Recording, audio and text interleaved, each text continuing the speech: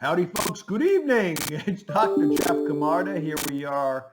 Let's see, it's Wednesday, April 21st, and I've got some real exciting news for you. So you'll see me again at the end of this video. And the first thing I'm going to introduce as I mentioned in past videos, we're really proud to be adding some super quality people. Rick Dwyer, a long-standing colleague, financial advisor, his own shop in Jacksonville, has merged with us, is partnering with us to expand our executive bench, and also Troy, who will be running our personal wealth advisor operations, working in concert with Dan now, who may or may not be associated with us going forward. I think there may be some continuing association. Perhaps full-time or maybe some occasional contract work. But he's working very closely with Troy, and Troy is just outstanding. And he's got they both Rick and Troy have introductory videos to share with you in a couple of minutes. And then Kim, if I can convince her, will give us some market updates on what's going on at the portfolio board and some of the really exciting portfolio methodology that we have been employing for many months now. And then at the end, I'll come back with kind of a synopsis on what the new portfolios look like. And this is a really exciting time because we'll be transitioning all of you from your current prior Caesar and Ames and other portfolios into these new ones. So I'll give you a brief description of each of the new portfolios and what the transfer methodology will be. And this is going to be unfolding, in over the next few days and weeks. As we get you into these new, and I expect to be much more profitable and better downside protected portfolio. So I'll be back in just a few minutes. Hopefully we'll slip Kim in here somewhere, and I'll let you also enjoy meeting Troy and Rick. See you in a few minutes. Thank you so much. Bye-bye. My name is Troy Lurch, and I'm the new Director of Wealth Management here at Camarda Wealth Advisory Group. My main role here is to help our clients reach their personalized financial goals and objectives. By helping them gain clarity about where they are today, I will guide them through the steps needed to reach these goals. During the process, we use a comprehensive approach that incorporates tax planning, estate planning, asset protection, and financial planning. We want to help people with the complexities of wealth management so they can enjoy their best life and not have to constantly worry about their money. The main thing I enjoy about working at Camarda Wealth is the passion, honesty, and knowledge of the team. Each day I strive to learn something new in every facet of my life and feel that Camarda shares that vision. Dr. Jeff Camarda strives for excellence and surrounds himself with an amazingly knowledgeable team to achieve this goal.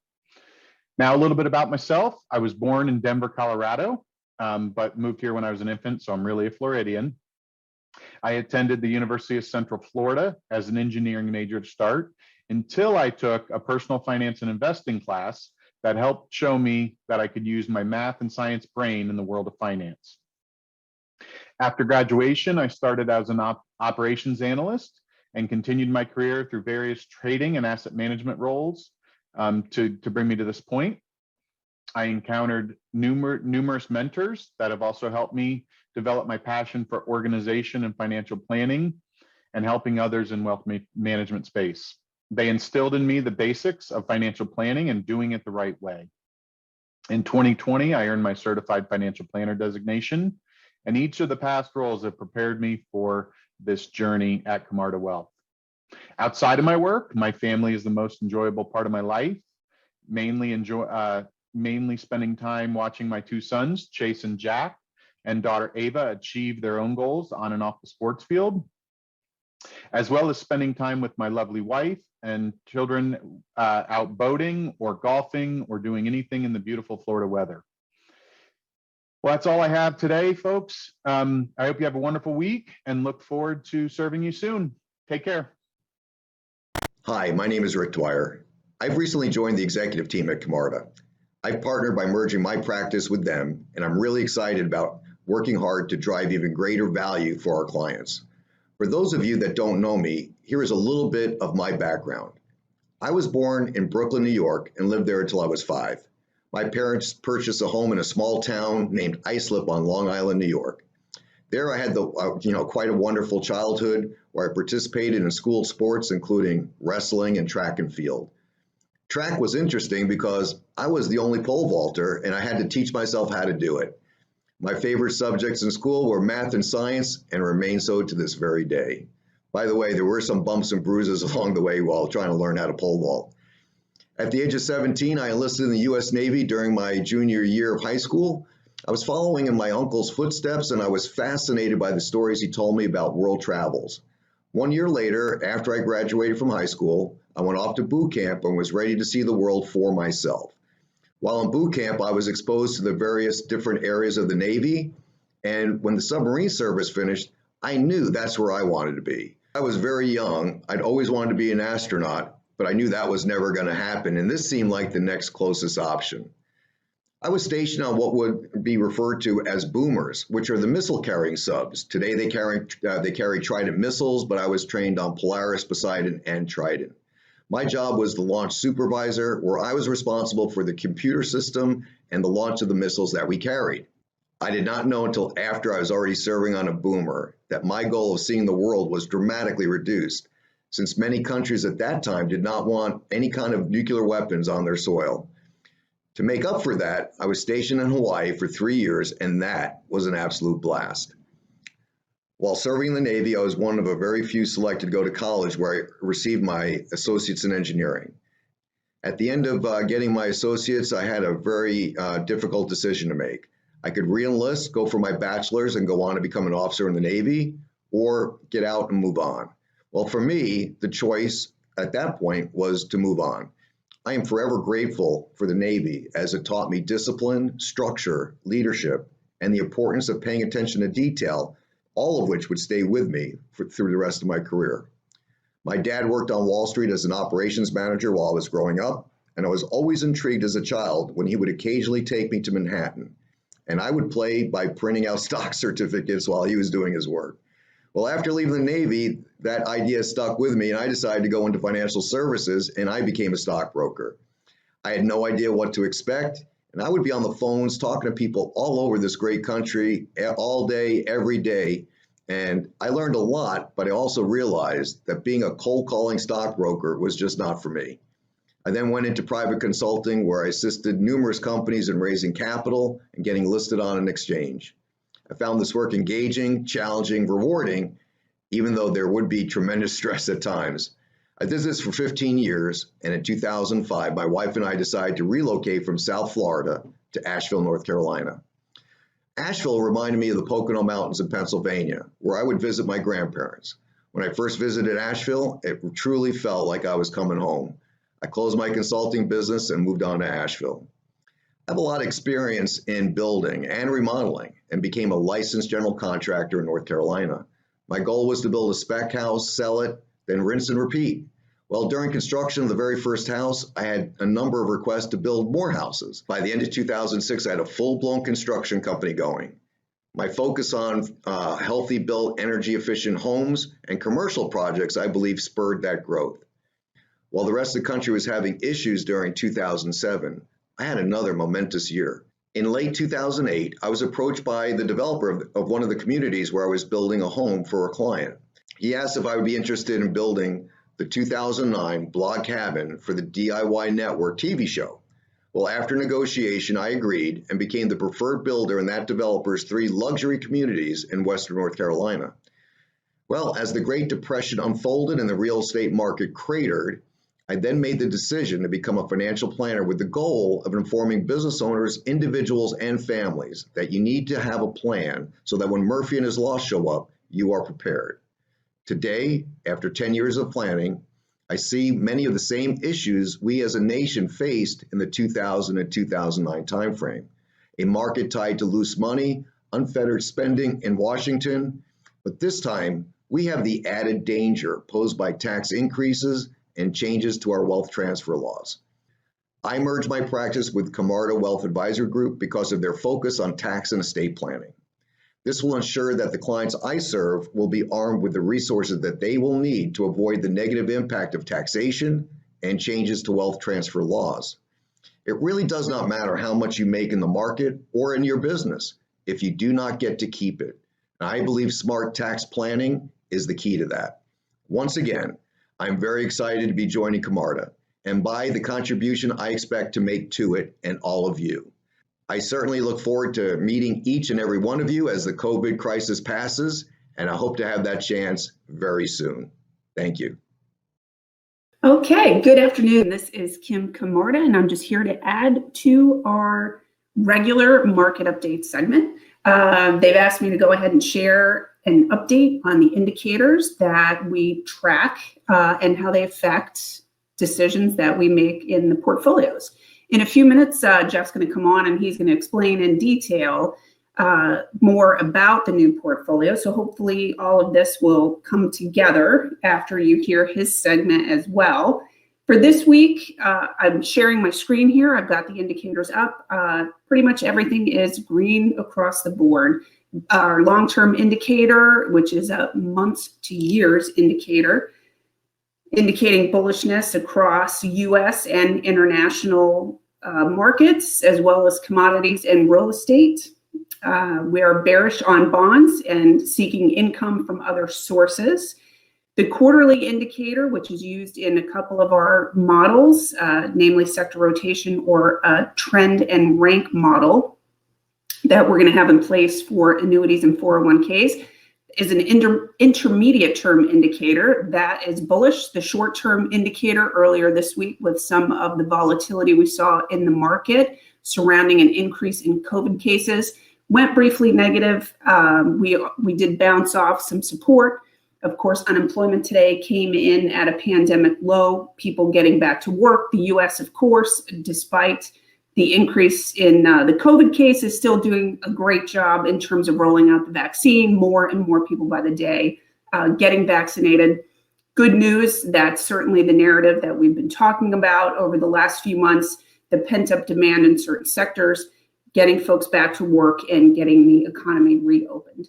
And that, despite the little bit of volatility along the way, is certainly still the case. And the intermediate term trend of higher highs and higher lows for the market is still in place.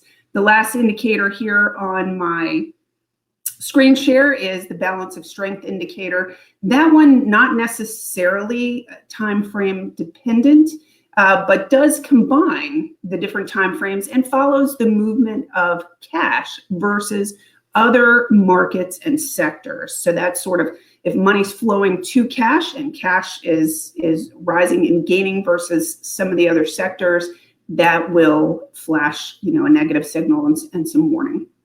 So without too much jargon and overwhelming you, that's just a brief view of the indicators. And like I said, as Jeff's segment comes on, he will tie some of that together, and we'll certainly look to add more about the indicators in each of our regular updates. So that's all I had for now. I'm going to turn it over to my other colleagues until I see you next time. Wishing you all the best. Thanks. Howdy, folks. It is Jeff Camarda once again, and I've got some really, hopefully you enjoyed those videos. Sorry the segment is so long, but this is really, exciting and important news. So first I'm going to go through, well, you know what, in case you don't want to watch the whole thing, we mapped out a portfolio transfer methodology. Most of you will stay in the same portfolios. If you're in Caesar, you'll stay in new Caesar. Actually, you already are there. If you're capital appreciation, you'll be in the new capital appreciation, and so forth. There are a couple of tweaks that we're still working on, and some of you we may discuss this in detail with, but most of you not. So it should be a relatively automatic process. But I do want to let you know what the new compositions of the portfolios are. So beginning with AIMS, which again stands for the Allocated Investment Management System, AIMS, is for capital appreciation. This is an asset allocation style targeting a risk control by diversifying across asset classes and using a mixture of asset classes intended to not be imperfectly correlated in price movement. That means they don't all go up and down together, hopefully. The AIMS may use closed-end funds, ETFs, or no-low mutual funds to target desired asset class exposure. All the AIMS portfolios have that same preamble. Capital appreciation is comprised of 75% bull bear equities and 25% sector rotation. So what is sector rotation and bull bear, you might ask? I'll get there in a second, but first I want to introduce you to Tactical Opportunity, which is now a standalone portfolio. It was a component in Ames and some of the other portfolios prior to this. It's now been calved off. It's a dedicated portfolio. So if you want Tactical Opportunity, we need to carve out part of your assets and dedicate it just to Tactical Opportunity. So Tactical Opportunity is a higher activity portfolio that targets exposure to top-ranked stocks in the S&P 500. The top ranking is measured by comparing longer-term performance with shorter-term performance. The greater the difference, the higher the ranking. The greater the difference, the more a stock is considered to be breaking away from the anchoring of its longer-term performance. And this portfolio is appropriate for more risk-tolerant investors. Risk is managed through position sizing and stop-loss targets, not stop-loss orders, stop-loss targets. You know, kind of if it gets here, then we'll consider dumping it kind of methodology. It's not automatic or lockstep or ordered in the system. At times, Tactical Opportunity may hold up to 100% cash as investments are made when there is believed to be a legitimate upside individual equity opportunity only. Otherwise, we'll be in cash waiting for, as Warren Buffett would call it, a fat pitch. This portfolio is not tax optimized and may produce significant short-term capital gains. Sector rotation, a different portfolio, is a shorter-term, higher activity portfolio designed to provide exposure to stock market sectors while attempting to limit downside risk.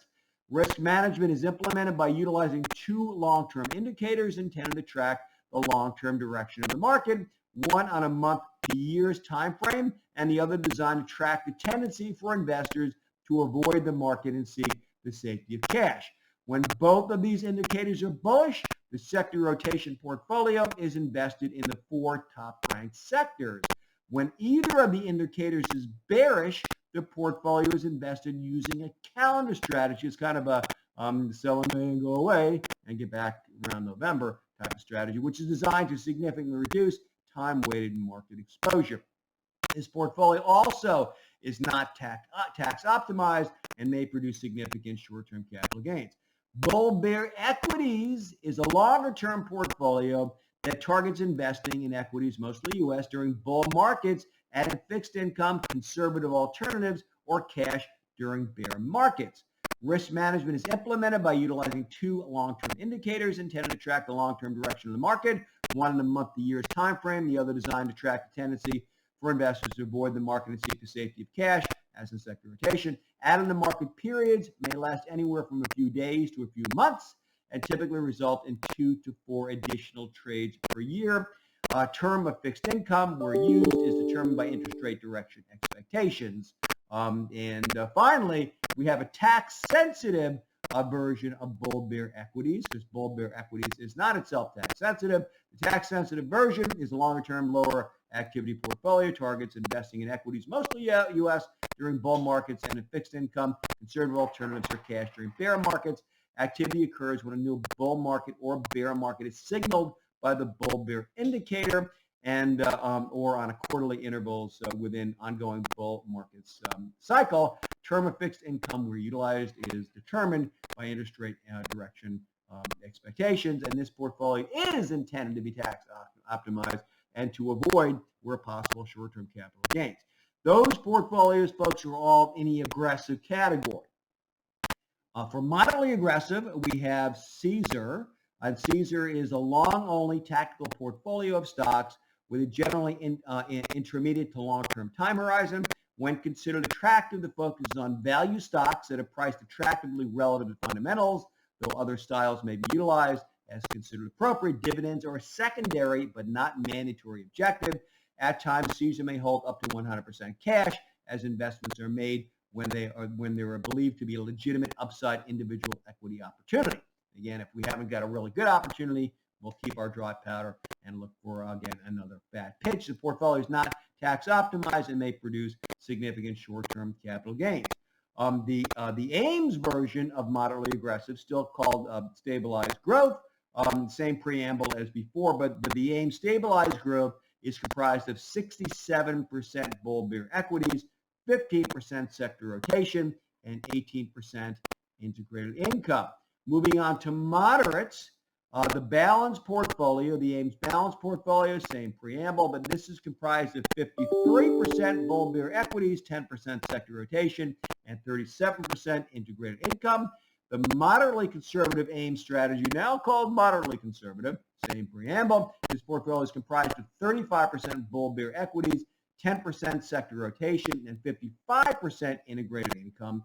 And then our conservative portfolio, which is called conservative now, is same preamble, but this is a traditional income style with a strong emphasis on equity income asset classes, comprised of 25% bull bear and 75% integrated income.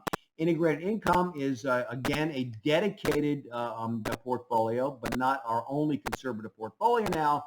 And this is a traditional income style, which may at times have a strong emphasis on equity income asset classes believed to be lower risk and higher income producing, and may sometimes be deployed based on the tendency for bonds issued by the U.S. Treasury to typically be the best performing fixed income assets in times of equity market distress, and for corporate bonds to be typically the best performing fixed income assets when the stock markets are doing well. Depending on conditions, we may switch between U.S. Treasury bonds and corporate bonds based on a read of indicators for the conditions in the equity markets, or may be in other the non-fixed income asset classes, such as have been used in the past, like master limited partnerships and REITs and other equity income styles. The term of fixed income we utilized is determined by interest rate direction expectation. Boy, I still got some breath left.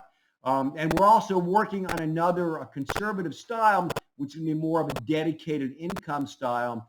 So look for future updates on that. Almost finished now. We have a couple of special purpose portfolios. The STAR strategy, which is appropriate for variable annuities and 401ks, where we're managing your 401k if you're an employer, your whole 401k, or your piece in your employer's 401k. STAR stands for the Strategic Trend and Rank. Min-max strategy is a low activity strategy designed to target risk-managed outperformance over the long term. The strategy seeks to be maximally invested in equities when equities are trending upwards and minimally invested in equities when equities are trending downwards. Portfolios are invested with a STAR min-max strategy or reallocated quarterly. The trend measurements used by the portfolio are intermediate to longer term months to quarters time frame. There are three versions: aggressive, moderate, and conservative. And you can only have one in STAR. So if you're aggressive, it's all in aggressive. If you want some conservative, some aggressive, just pick moderate. Moderate's right in the middle. Finally, the mini portfolio for relatively small accounts, 20,000-ish for grandchildren or whatever. It's a single fund portfolio designed for smaller accounts where multiple fund models are impractical or cost prohibitive. It is tactically managed and seeks higher total return with a reasonable risk. The fund seeks to meet its investment objective by investing under normal market conditions in some or all asset classes, including but not limited to foreign and domestic equity securities of all market capitalizations, fixed income securities of any credit quality, and cash equivalents. Now back to the big picture for you folks. There's two things. First of all, if you want to be moderate, you don't have to just be in a balanced portfolio. We can mix and match some tactical opportunity, some Caesar, some bull bear with more conservative elements, and wind up in the middle using the methodology that I invented called Whoppers, which is a weighted average portfolio risk score. Your personal wealth advisor can help walk you through that, and many of you are already there. We've been using this methodology for years. The other thing I want to share with you is now we're introducing sleeving in the portfolio. So what does that mean? You know, many of you, due to the inherent restrictions or difficulties of the account architecture TD, if you have one IRA and want to have three different styles, some capital appreciation, some Caesar, and some integrated income, say, to wind up at a risk set point that was maybe moderate or moderately aggressive, you'd have to have three accounts, one for the capital appreciation, one for the Caesar, one for the integrated income. Now we can blend them all into one IRA account that'll have like sub-accounts or sleeves or sections. That's one all capital appreciation, one all Caesar, and one all integrated income, but all blended in the same account. We keep them straight. We know the percentages and manage them separately, but from your perspective, they'll be in one account, which should make things a lot simpler and easier to understand. And certainly it's easier for us to manage. And my goodness gracious, I'm still going here. It's 11 and a half minutes. I hope that wasn't too much, and I hope it was adequate explanation. If you have questions, your personal wealth advisor is more than happy to explore these with you. Thank you so much for watching. Those of you that made it all the way through, those who didn't, hopefully you watched the beginning and got the gist of it so you know what's going on. And until next time, with hopefully a much shorter video message, but maybe more talking heads, this is Dr. Jeff Camarda signing out for the nonce. Have yourself a great rest of the week. Bye-bye.